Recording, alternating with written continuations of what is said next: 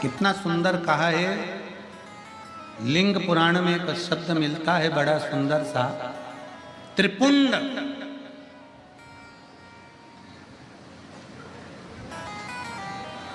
किसके लिए आप महादेव को धारण कराते हैं? बोलो, उत्तर बोलो जल्दी से। आप में से कितनी माताएं, कितने भाई हैं जो शंकर के शिवलिंग पर त्रिपुंड लगाते हैं? उठाओ जरा हाथ, उठाओ। उठा लिया सब? रख। किसके लिए लगाते हो? विश्वनाथ की कथा सुन रहे, बड़े सावधानी से बोलिए। किसके लिए लगाते हो? भगवान का श्रृंगार करने के लिए त्रिपुंड लगाते हो क्या? जम के बोलो जरा जल्दी से। आधे बोल रहे हैं हाँ, आधे बोल रहे हैं ना। ठीक है। भगवान की पूजन करने के लिए त्रिपुंड लगाते हो क्या? जम के बोलो जल्दी से। आधे बोले हाँ, आधे बोले।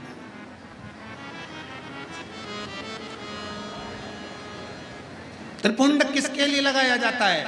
लिंग पुराण की कथा कहती है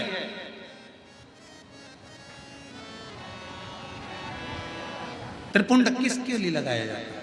शिव महापुराण वर्णन करती है, जब हम भगवान शंकर को त्रिपुंड लगाते हैं, जब हम शिव को त्रिपुंड का एक छोटा सा चंदन, लाल चंदन, पीला चंदन, भस्म आदि कोई भी चंदन हम शंकर को त्रिपुंड लगाते हैं, वो शंकर भगवान के श्रृंगार के लिए नहीं।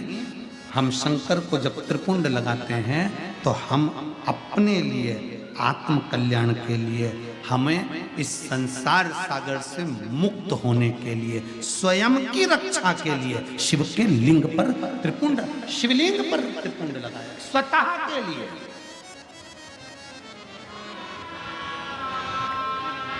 अब एक त्रिपुंड हो गया शिवलिंग का, किसके लिए लगाया?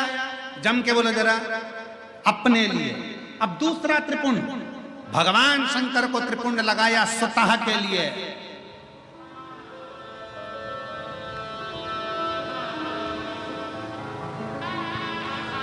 लिंगायत शिव संप्रदाय, काशी में भी लिंगायत शिव संप्रदाय का बहुत बड़ा मठ बना हुआ है महाराज जी।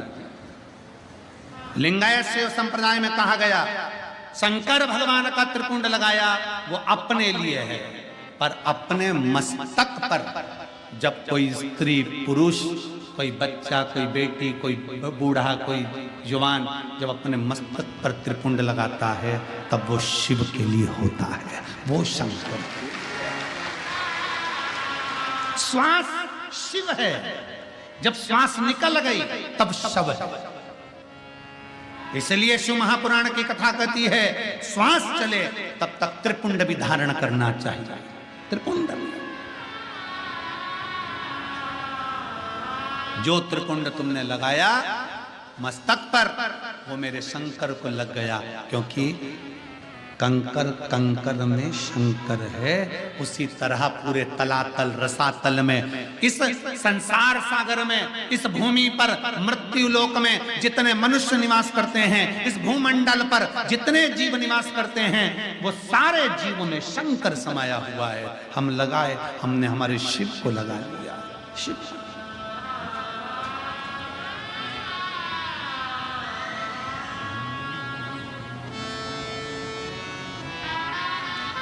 महादेव नमन चरणों में स्वीकार कीजिए, सबका किया है मेरा भी उद्धार कीजिए, उद्धार कीजिए हे।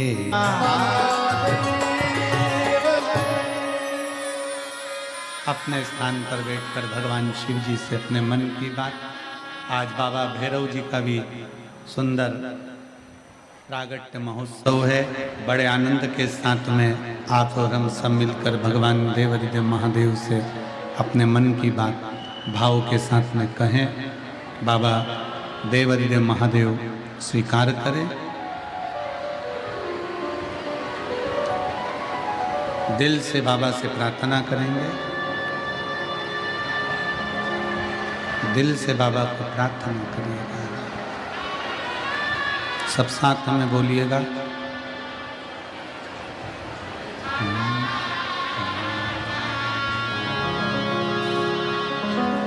श्री शिवाय नमस्तुभ्यं। श्री शिवाय नमस्तुभ्यं। श्री शिवाय नमस्तुभ्यं। श्री शिवाय नमस्तुभ्यं। श्री शिवाय नमस्तुभ्यं। भोला सब दुख काटो मारा, ओ भोला सब दुख काटो मारा। शिव शंकर जपो तेरी माला, भोले बाबा जपो तेरी माला। भोला सब दुख काटो मारा, ओ भोला सब दुख काटो मारा। वेश है मंगल मंगलकारी, वेश है मंगल मंगलकारी। शमशान वासी हमारा, शमशान वासी हमारा। भोला सब दुख काटो मारा, ओ भोला सब दुख काटो मारा।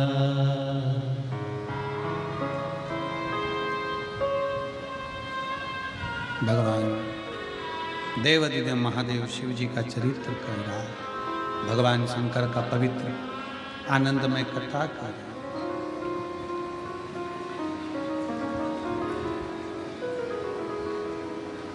महादेव नमन चरणों में स्वीकार कीजिए, महादेव नमन चरणों में स्वीकार कीजिए। सबका किया है मेरा भी उद्धार कीजिए, उद्धार कीजिए। है त्रिपुंडधारी, है त्रिशूलधारी,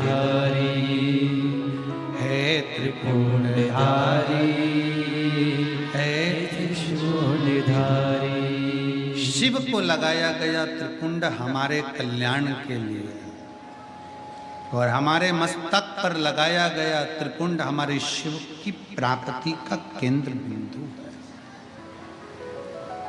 हे रावत, तुम भगवान की स्तुति करो। ये सब मुझे पशु कह रहे हैं, जानवर कह रहे हैं, अपशब्द कह रहे हैं, इनके लिए मैं क्या करूं? अभी आपको कहा कि परम पूज्य मुरारी बापू जी अपने शब्द में कहते हैं कि जितनी निंदा, जितना अपशब्द सुनने को मिले, समझ लेना कि आप उन्नति की ओर बढ़ रहे। ऐरावत के पास में सारी सिद्धियां थी, ऐरावत के पास में सारा बल था, सारी सिद्धियां थी, निकल कर जा रहा था। क्रोध आ गया इंद्र को, क्रोध। इंद्र ने श्राप दे दिया ऐरावत हाथी को।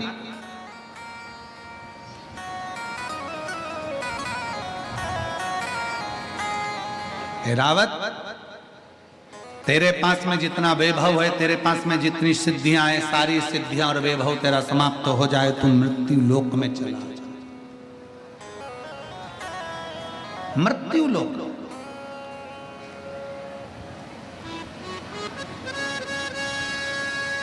ऐरावत मृत्यु लोक में आया। सारी सिद्धियों के वीर। ब्रह्मलोक ब्रह्मा जी का, वैकुंठ लोक भगवान विष्णु का, मृत्यु लोक किसका है? जम के बोलो जरा। मेरे देव अधिदेव महादेव। अब उसमें क्या सोचना? कई लोग हमसे कहते हैं गुरुजी कि पहले सत्ययुग कितना अच्छा था, त्रेता युग कितना अच्छा था, द्वापर युग, साउंड सेट करो, द्वापर युग कितना अच्छा था, और अब ये कलयुग। हम कहते हैं इसके बराबर कोई युग है क्या? इसके बराबर कोई युग है? पहले यज्ञ करना पड़ता था, अनुष्ठान करना पड़ता था, दान पुण्य करना पड़ता था। कलयुग में तो कलयुग केवल नाम, केवल नाम जपिए। और कितनी विद्वत्ता मेरे तुलसी बाबा में होगी, कितनी विद्वत्ता मेरे तुलसी बाबा में है कि मेरे दादा तुलसी बाबा कहते हैं कलयुग केवल नाम आधारा। उन्होंने ये नहीं लिखा कि कलयुग केवल राम आधारा, क्योंकि उस पर भी विवाद खड़ा हो जाता है। आज के लोग जरा जरा सी बात में विवाद खड़ा कर देते हैं।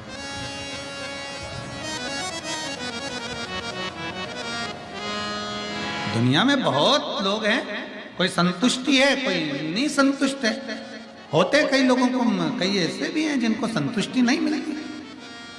तुलसी बाबा ने अपनी सुंदर रामचरितमानस के अंतर्गत लिख दिया कलयुग केवल, जम के बोलो जरा, कलयुग केवल नाम धारा। राम नहीं लिखा, क्योंकि उनको मालूम था कलयुग आएगा, सारे अलग अलग पंथ में बढ़ जाएंगे। कोई शंकर को भजेगा, कोई राम को भजेगा, कोई कृष्ण को भजेगा, कोई दुर्गा को भजेगा, कोई दत्त को भजेगा, कोई किसी को भजेगा, कोई किसी को भजेगा। इसलिए तुलसी बाबा ने लिख दिया, मेरे तुलसी बाबा लिख देते हैं कि कलयुग केवल नाम आधारा। तुम्हारी मर्जी पड़े उसको भजो, पर भजो तो उसी से पार उतर जाओ। तुम्हारा मन पड़े उसकी भक्ति करो, तुम्हारा मन पड़े वो भजो। तुलसी बाबा कहते हैं तुम्हारा दिल कर जाए वो भजना प्रारंभ कर दो, नाम जप करो, नाम जप।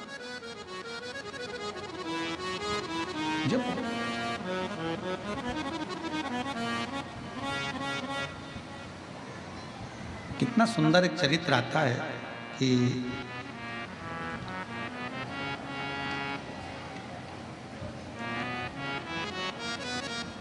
तुलसी बाबा जी की कुटिया में 3-4 चोर घुस गए। अब एक तो संत की कुटिया में चोर घुस जाए,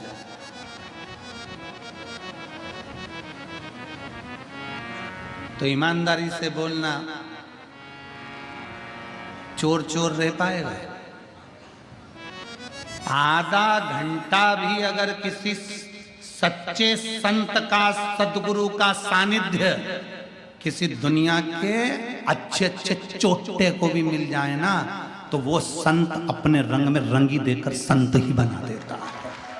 सच्चा संत, सच्चा साधु, सच्चा तपस्वी, साधक, उपासक अपने रंग में रंग देता है। जैसे कल आपको कथा में कहा था कि हमारे वो जहाँ ठहरे वहाँ जीजी बोली कि हम फोटो खींचते हैं, कोई कैमरे से खींचे, कोई मोबाइल से खींचे, तुम क्या खींचते? हमने कहा शिव पुराण से तुम्हें खींच लेते हैं। खींच तो रहे ना, शिव तत्व को जा।